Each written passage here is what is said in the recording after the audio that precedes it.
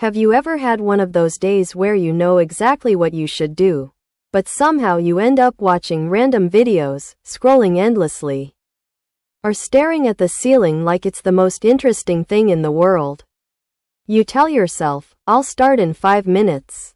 Then 5 minutes becomes 30. 30 becomes 3 hours. And suddenly, the whole day is gone. If that sounds familiar, don't worry. You're not alone. Almost everyone struggles with laziness at some point. But here's the surprising truth: most of the time, laziness isn't really laziness. Let's talk about it. Imagine this. Your alarm goes off in the morning. You know you should get out of bed, but your blanket feels like a luxury hotel. Your pillow feels like your best friend. And your brain starts negotiating. Just 5 more minutes. It's funny because we've all done it. But think about this. If someone offered you $1 million to jump out of bed immediately, would you do it? Of course you would. So the problem isn't that you can't move. The problem is that your brain doesn't see a strong enough reason to move.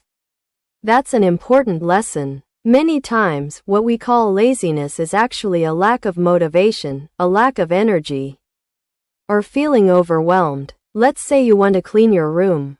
You look around and see clothes on the floor, books everywhere, and a desk that looks like it survived a tornado. Your brain sees one giant task. And giant tasks feel exhausting before you even start. So what happens? You avoid it. Then you feel guilty. Then you avoid it even more. It's a cycle. The secret is to make the task smaller. Instead of saying, I'm going to clean my entire room, tell yourself, I'm just going to pick up 5 things. That's it. 5 things. Anyone can pick up 5 things. Once you start, you'll often keep going.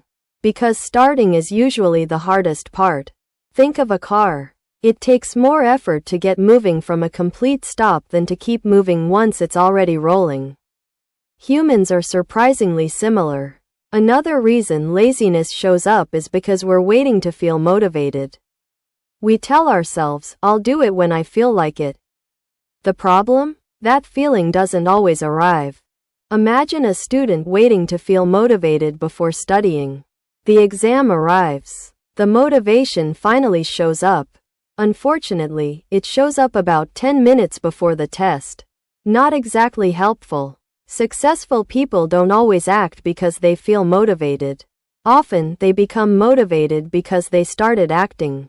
Action creates motivation more often than motivation creates action. So instead of waiting for inspiration, take a tiny step first. Open the book. Write 1 sentence. Do 1 push-up. Just begin. Here's another trick. Stop aiming for perfection.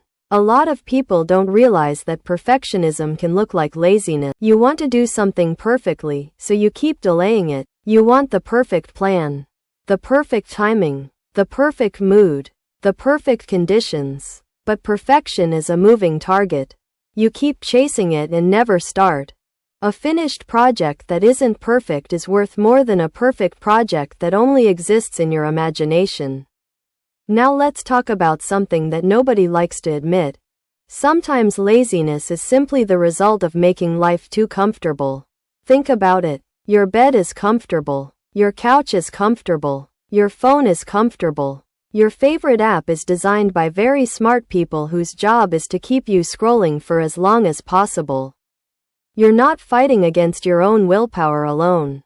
You're fighting against distractions that are designed to capture your attention.